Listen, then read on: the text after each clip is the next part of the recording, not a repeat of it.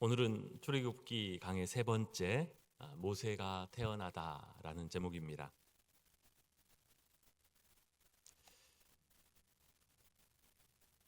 오늘 우리가 함께 읽은 본문 말씀은 애굽 왕 바로가 새로 태어난 이스라엘의 모든 사내 아이를 나일강에 던져 죽이게 했던 그때에 이스라엘 레위 지파에서 모세가 태어난 이야기를 담고 있습니다.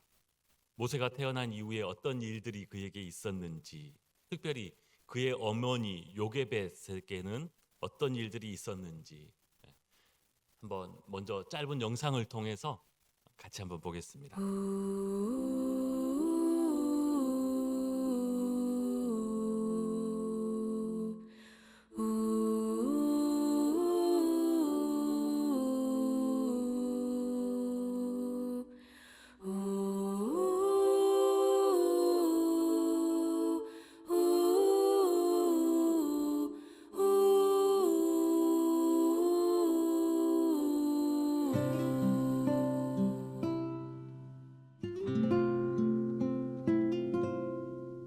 작은 갈대 상자 물이 새지 않도록 역청과 나무 진을 칠하네. 어떤 맘이었을까 그녀의 두 눈엔 눈물이 흐르고 흘러 동그란 눈으로 엄마를 보고 있는 아이와 입을 맞추고 상자를 덮고 가까이에 띄우며 간절히 기도했겠지. 정처 없이 강물에 흔들흔들 흘러내려가는 그 상자를 보며 눈을 감아도 보이는 아이와 눈을 맞추며 주저앉아 눈물을 흘렸겠지. 너의 삶의 참 주인, 너의 참 부모이신 하나님 그 손에 너의 삶을 맡긴다. 너의 삶의 참 주인, 너를 이끄시는 주 하나님 그 손에 너의 삶을 드린다.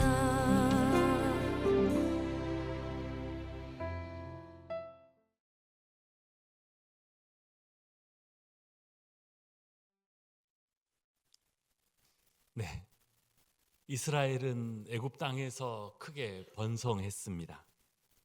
하나님이 그들의 조상 아브라함에게 약속하신 대로 처음 70명에 불과했던 야곱의 식솔이 이제는 한 민족을 이루었습니다.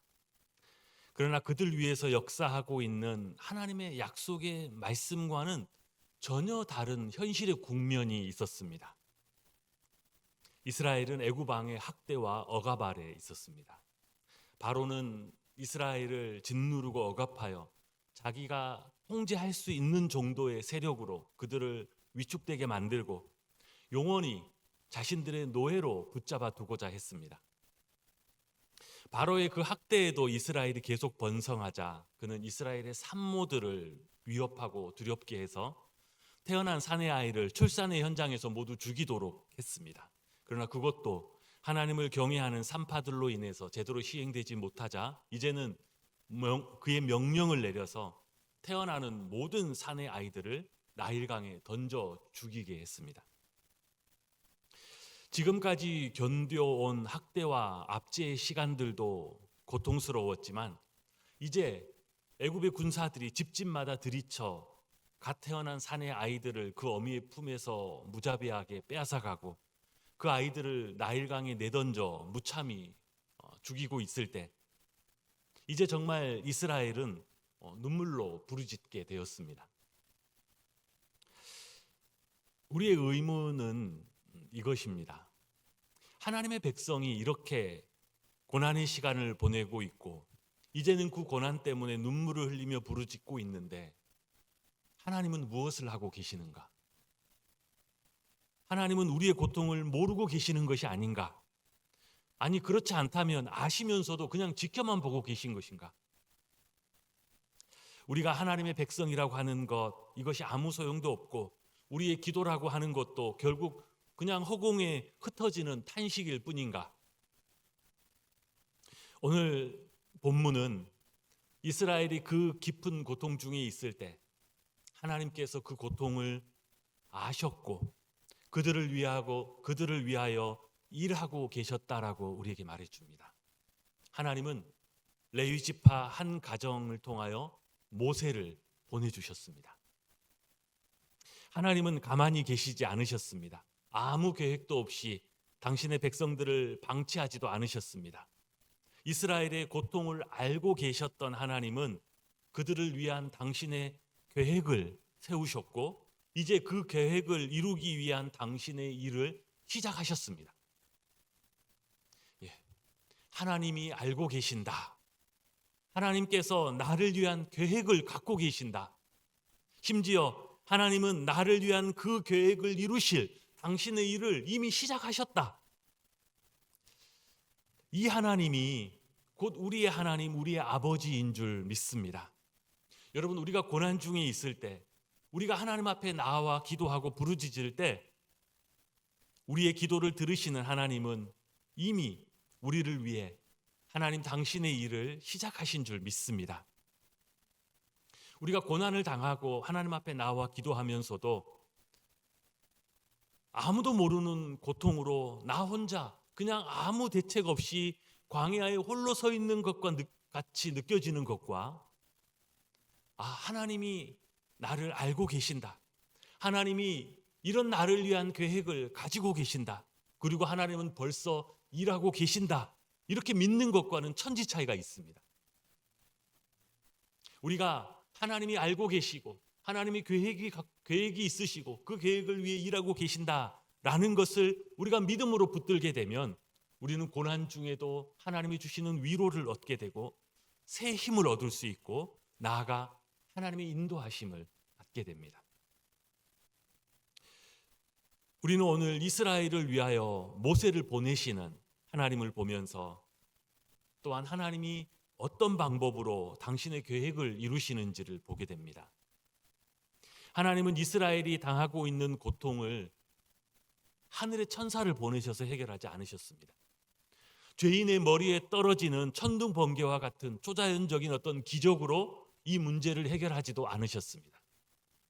우리는 둘 중 뭐든지 제일 빠른 것으로 제일 속 시원하게 해결되었으면 좋겠다 이런 생각이 있습니다. 특히 우리 한국 사람은 전 세계 어느 민족보다 성미가 제일 급합니다. 좀 빨리빨리, 좀 속 시원하게. 저렇게 나쁜 사람이라면 언젠가 하나님이 다루시겠지.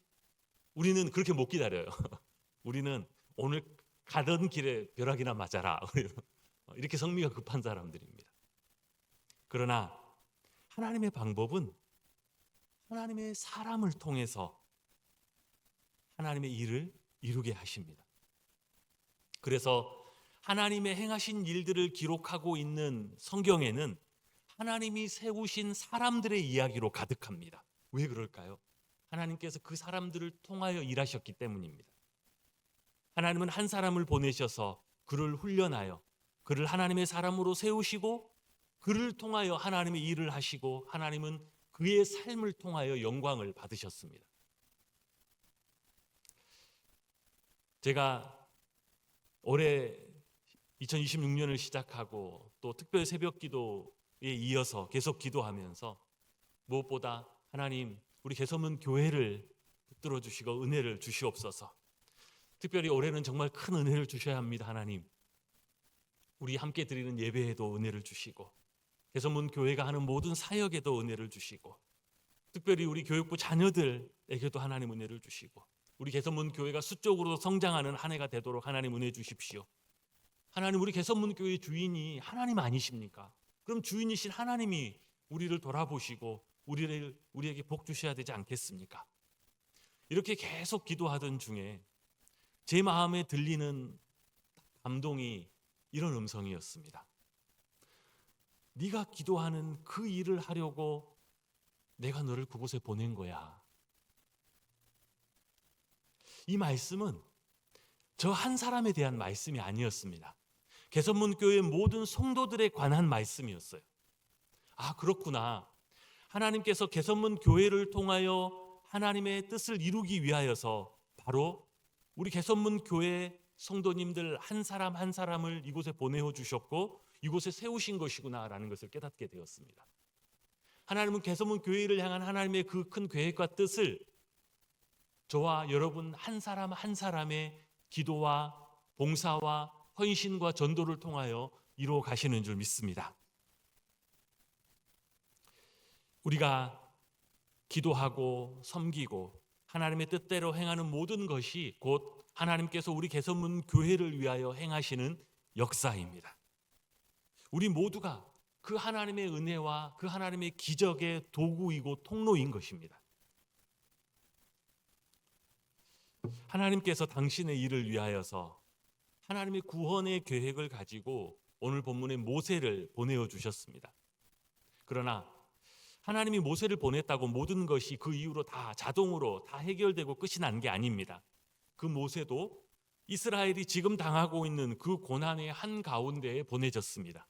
그 역시 바로의 명에 따라 죽임을 당할 위협 속에 태어났습니다.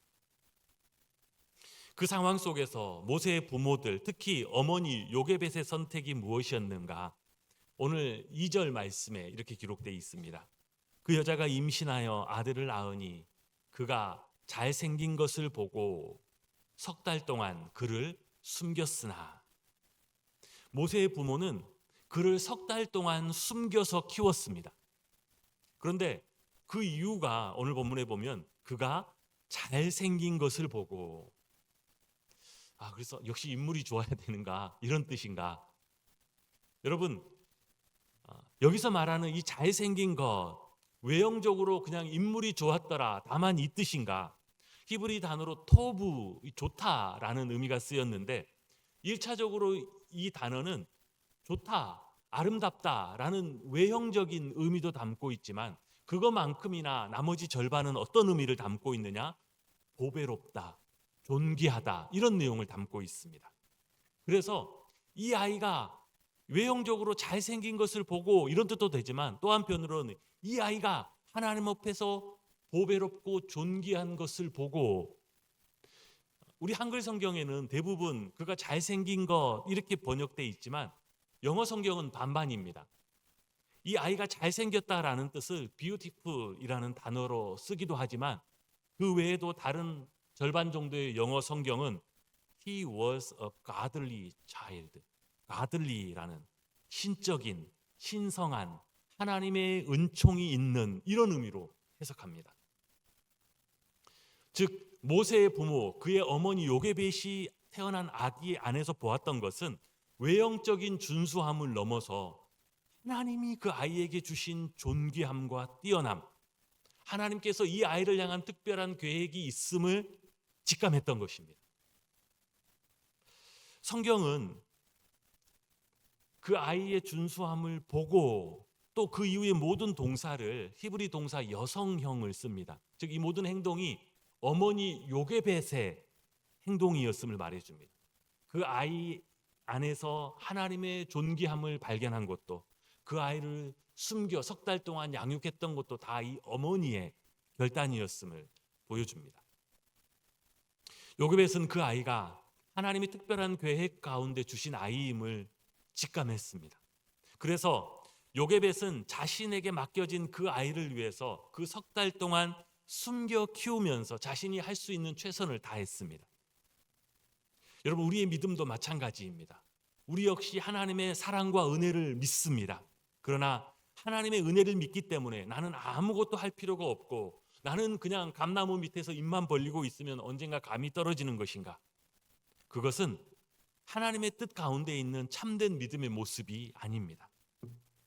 우리는 하나님의 은혜를 믿기 때문에 더욱 우리의 삶을 그 믿음으로 살아갑니다. 더욱 하나님의 뜻대로 살아갑니다. 그렇게 우리의 삶은 쓰임을 받고 하나님의 계획과 일하심에 우리도 참여하는 복을 누리게 됩니다. 그리고 그 과정을 통하여 우리는 하나님의 사람들로 빚어지게 됩니다. 요게벳이 애굽 왕의 명령을 어기고 아기를 숨겨서 키우는 것은 굉장히 위험한 일이었습니다. 이 일이 발각되면 아기 한 사람이 죽는 게 문제가 아니에요. 아기 한 사람뿐만 아니라 바로의 명을 어긴 온 가족의 목숨도 내어놓아야 할 것입니다.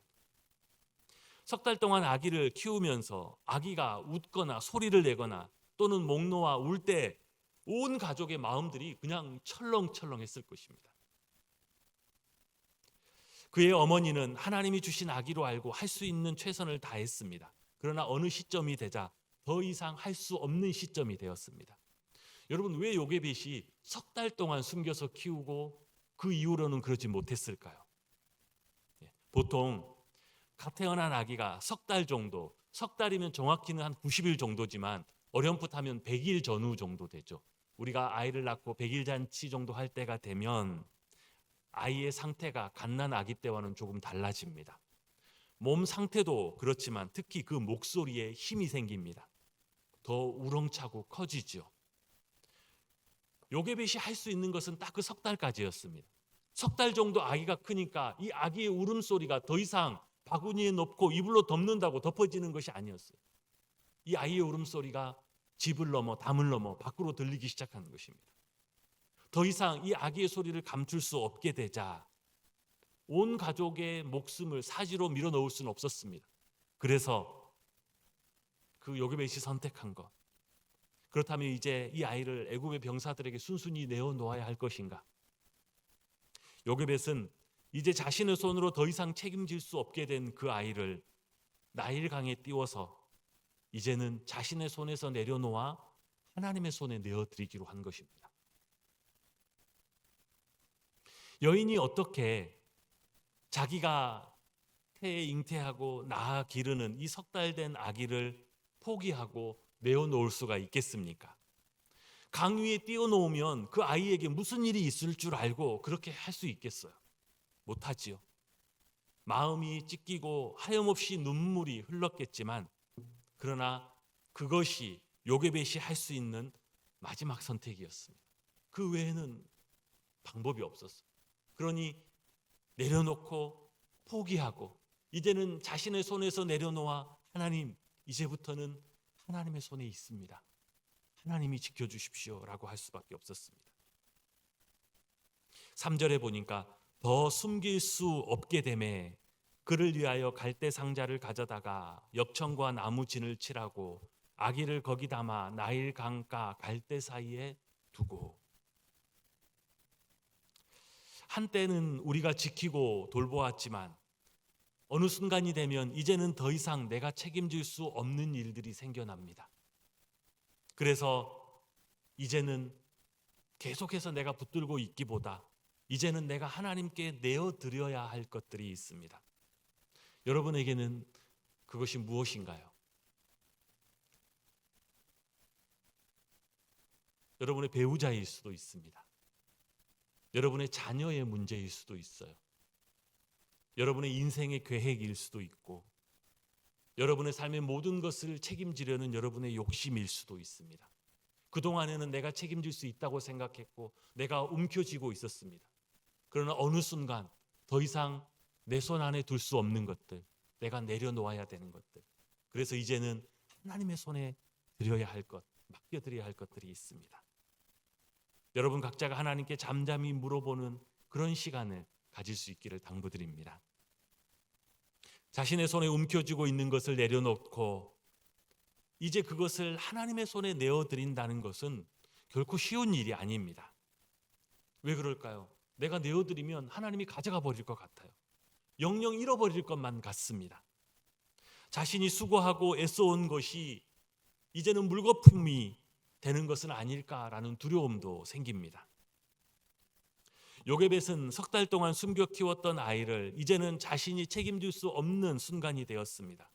아기 엄마로서는 도저히 할 수 없는 선택이었습니다. 그러나 그럴 수밖에 없었고 그것 외에는 방법이 없었습니다. 그래서 하나님의 손에 나일강에 띄워보냈습니다. 그러면 요게벳이 그렇게 그 아이를 하나님의 손에 내어드렸을 때 어떤 일들이 일어났는가? 이제 하나님의 손에 맡겨진 그 갈대 상자가 어디로 떠내려 가는지 아이의 누이인 미리암이 계속 따라가면서 지켜보는데 그 상자가 가다가 나일강, 애굽의 왕족들이 목욕하는 곳 갈대 사이에 이르게 되었습니다. 마침 바로의 딸이 목욕하러 강가에 내려왔다가 그 갈대 상자를 발견하였는데 6절에 보니까 열고 그 바구니를 열고 아기를 보니 딱 그때 아기가 우는지라 그가 불쌍히 여겨 이르되, 하나님의 섭리와 하나님의 세밀한 인도하심이 어떻게 진행되는지를 보십시오. 공주가 그 상자를 딱 여는 순간 그 공주와 눈을 맞춘 아이가 울기 시작했습니다. 그런데 그때 그 아이를 본 그 바로의 딸 마음속에 불쌍히 여기는 마음이 일어났어요. 그 마음속에 이제 갓 100일이 된 그 아이를 바라보면서 그 어린 아이를 바라보는 모성애가 그 안에서 딱 일어난 것입니다. 여러분, 사람의 마음이라는 게 그렇습니다. 딱 그 순간 어떤 마음이 들기 시작하느냐에 따라서 어떤 일은 아무 상관이 없을 수도 있습니다. 그냥 치워라 하고 끝낼 수도 있는 거예요. 그러나 그 뚜껑을 여는 그 순간 아이의 눈빛이 자기와 맞고 그 아이가 나를 바라보면서 우는데 그 안에 모성애가 발동되었습니다. 그러므로 그 바로의 딸이 그 아이를 그냥 지나칠 수가 없었어요. 그래서 그 아이를 자신의 아이로 그 물에서 건져내었습니다. 그때 딱 이 아이 모세의 누이였던 미리암이 너무나 당돌하게 그 공주에게 다가가서 이 아이를 키우시려면 젖먹일 유모가 필요할 텐데 제가 한번 알아볼까요? 제가 한번 소개해 드릴까요? 마침 바로의 공주도 이 아이를 자기 아이로 물에서 건져내면서 그럼 이 아이를 내가 어떻게 키울까 생각하던 중에 딱 그 아이가 와서 그 얘기를 하니 오늘 8절 말씀입니다. 바로의 딸이 그에게 이르되 가라 하매 그 소녀가 가서 그 아기의 어머니를 불러오니, 그 미리암이 그 아기를 젖먹일 유모로 누구를 소개해 준 거예요? 자기 어머니, 모세의 어머니를 소개해 준 겁니다. 그래서 하나님이 어떤 은혜를 주셨는가? 9절 말씀입니다.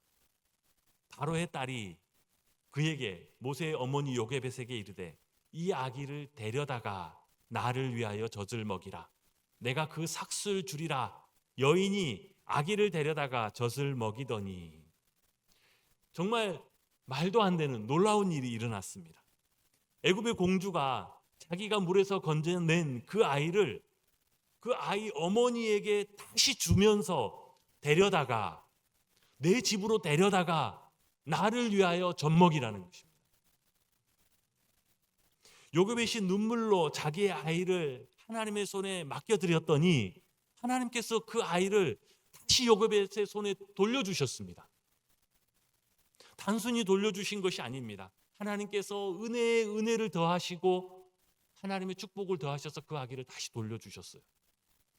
얼마 전 눈물로 그 아이를 나일강에 띄울 때만 해도 그 아이는 어떤 아이였습니까? 아무도 모르게 숨겨야만 하고 언제든 애굽의 군사들에게 발각되면 죽을 수밖에 없는 운명의 아이였습니다. 그러나 이제 하나님께서 그에게 다시 되돌려 주신 그 아기는 그 누구도 손댈 수 없는 아기가 되어서 돌아왔습니다. 요게벳이 하나님께 그 아이를 내어드릴 때만 해도 그 아이의 신분은 히브리 노예 신분으로 하나님께 드려졌습니다. 그러나 하나님께서 그에게 그 아이를 되돌려 주셨을 때 그는 애굽의 왕자의 신분으로 되돌아왔습니다. 그뿐만이 아니었습니다. 9절 중간에 보면 이렇습니다. 이 아기를 데려다가 나를 위하여 젖을 먹이라. 내가 그 삭슬 주리라. 하나님은 요게벳이 자기의 아이를 젖먹이는데 월급도 받게 해주셨습니다. 그것도 왕궁에서 나오는 왕자를 기르는 양육비를 받았습니다. 인류 전체 역사에서 세상에 자기가 낳은 자기 아들을 젖먹이면서 그것으로 월급 받는 여자는 요게벳이 유일합니다. 아이가 자라매 아이가 젖을 뗄 때쯤 되어서, 당시 고대에는 젖먹이는 기간이 굉장히 길었습니다. 요즘에는 음식이 좋고 여러 가지 이유식이나 또 이 건강 상태를 돌보는 의학이 좋기 때문에 이것이 계속 짧아지지만, 고대에는 모든 것들이 열악했기 때문에 어머니의 젖을 길게 먹이는 것이 필요했었습니다. 그래서 이때만 해도 대략 만 4세 전후로까지는 아이에게 어머니가 젖을 먹였다라고 봅니다. 아이가 만 3세가 될 때까지 어머니 요게벳의 품 안에 있었습니다. 모세가 나중에 애굽의 궁에서 장성한 이후에도 자기 민족 히브리 민족을 돌아보는 마음이 그 안에 있었습니다. 왜 그 마음이 거기에 있었을까요? 누가 심어주는 것일까요? 그 아이가 만 4세까지 어머니 품에서 자랄 때 그 어머니 요게벳이 그에게 심어준 것입니다. 너는 히브리인이다. 너는 하나님의 사람이다. 하나님이 너의 삶의 주인이시다.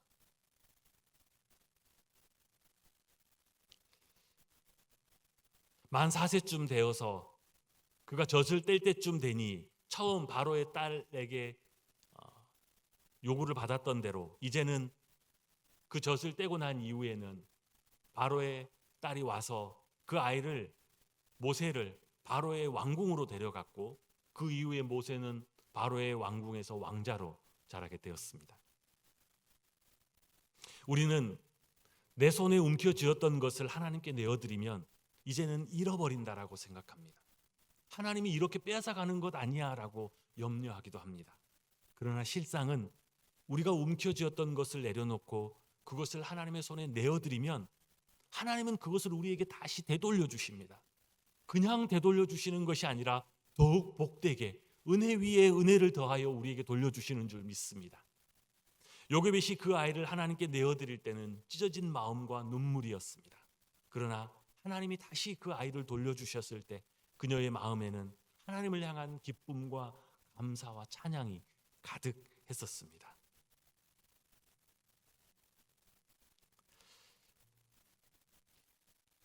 제가 미국에서 17년 동안 살면서 그 17년 동안 키우던 두 딸을 이제 미국에 떼어놓고 제가 먼저 한국에 돌아온 지가 이제 2026년 올해로 3년째가 되었습니다. 지난 한 달 동안에는 겨울방학이라고 한국에 나와서 함께 있었는데 이제 내일 아침이면 이제 다시 미국으로 돌아갑니다. 저희 아이들을 보면 부모님들이 다 그렇겠지만 지금도 제 딸아이들을 보면 아이고 내 베이비 이렇게 부릅니다. 내 베이비. 보고 있으면 딱 제 눈에는 그 두 아이들이 딱 초등학교 5학년 정도로 보여요. 딱 5학년 정도로. 어디다 내놓기가 주저되는 그런 아이들입니다. 그런데 이제는 떼어놓고 나면 그 아이들에게 무슨 일이 생기는지 제가 다 알 수 없습니다. 무슨 일이 생겨도 제가 그 아이들 곁에 있을 수도 없어요. 도와줄 수도 없고 두 딸만 그렇게 덩그러니 떨어뜨려 놓고 나면 보고 싶은 그 마음은 둘째로 치더라도 엄마도 아빠도 없는 곳에서 혹시나 이 아이들이 아프면 어떻게 할까? 아파서 끙끙거리고 누워있는데 아무도 돌아볼 사람이 없는데 그때는 어떻게 할까? 나쁜 사람들이라도 만나면 그 험한 그 미국 땅에서 좋은 사람들도 있겠지만 나쁜 사람들을 불행하게 만나게 되면 혹시나 다치거나 사고라도 나면 어떻게 할까? 걱정을 하기 시작하면 그 걱정이 끝이 없습니다. 걱정할수록 제 마음이 더 무거워집니다. 그런데 이제는 어쩔 수 없이 인정할 수밖에 없습니다. 하나님, 이제 제 두 딸이 제 손에서는 이미 떠났습니다. 할 수만 있으면 제 마음은 그 아이들을 제가 더 움켜쥐고 있고 싶고 제 옆에 두고 싶지만 이제는 그럴 수도 없습니다. 하나님, 이제 제 이 두 딸을 하나님의 손에 내어드립니다. 하나님, 저는 아무것도 할 수 없고 아무것도 할 수도 없으니 이제는 하나님이 지켜주시고 하나님이 도와주셔야 되고 하나님이 이끌어 주셔야 합니다. 이 두 딸이 제 손에 제 그늘 아래에 있는 것보다 하나님의 손 안에, 하나님의 은혜 아래 있는 것이 더 복되다라고 저는 믿습니다. 저의 두 딸만 그러하겠습니까? 우리의 삶에 무엇이든 어떤 것이건 그동안에는 내 안에 내가 쥐고 있었던 그 무엇들, 내가 가장 소중히 여겼던 그것들, 그러나 어느 순간 이제는 내 뜻대로 할 수 없고 내가 원하는 대로 할 수 없고 이제는 내 움켰던 곳에서 내려놓을 수밖에 없는 것들, 그래서 이제는 하나님의 손에 맡겨드려야 하는 모든 것들, 우리가 하나님의 손에 맡겨드리면 하나님은 우리에게 그것을 다시 되돌려 주실 뿐만 아니라 더 복되게 우리에게 되돌려 주실 줄 믿습니다. 어떤 분은 내 아내를, 내 남편을 내려놓고 하나님의 손에 맡겨드려야 할 수도 있습니다. 어떤 분들은 내 자녀의 문제를 이제는 내가 어떻게 할 수 없어서 내 손을 움켰던 것을 놓고 하나님께 맡겨드려야 될 수도 있습니다. 어떤 분들은 그동안 꿈꿔왔고 그렇게 할 수 있다고 생각했던 내 인생의 계획을 이제는 하나님의 손에 내어드려야 할 수도 있습니다. 어떤 분은 그동안 내가 그렇게 움켜쥐고 살았던 내 자존심을 이제는 내 하나님의 손에 맡겨야만 할 수도 있습니다. 내 인생의 욕심, 심지어 내 인생의 근심과 내 인생의 어떤 두려움일 수도 있습니다. 그러나 그 모든 것들이 내 손 안에 있는 것보다, 내가 움켜쥐고 내가 몸부림치는 것보다 그것이 하나님의 손 안에 하나님께 맡겨질 때 더 유익하고 복된 줄 믿습니다. 잠언 16장 3절은 하나님의 백성들에게 이렇게 말합니다. 너의 행사를 여호와께 맡기라. 너의 행사를, 네가 계획하고 있는 것들, 네가 두 손에 움켜쥐고 있는 그것들, 그러나 내 뜻대로 할 수 없는 그것들 하나님의 손에 맡겨드리면 하나님께서 내 경영하는 것, 내 원하는 것을 이루어 주시리라라고 합니다. 이제 하나님의 손에 내어드리고 이제 그 내어드리는 것에 있어서 내 계획과 내 뜻이 아니라 하나님의 뜻을 구하는 기도를 하고 무엇이든지 하나님의 인도하심을 따라 순종할 때에 이제는 내 인생에 내가 맡겨드린 그것 위에 하나님의 계획이 이루어지기 시작할 줄 믿습니다. 요셉에게 다시 그 어린 모세를 되돌려 주시고 더 큰 은혜를 더하여 되돌려 주신 것처럼 우리가 하나님 앞에 맡겨드리는 것들마다 하나님 우리에게 되돌려 주시고 더 큰 은혜와 복으로 되돌려 주실 줄 믿습니다.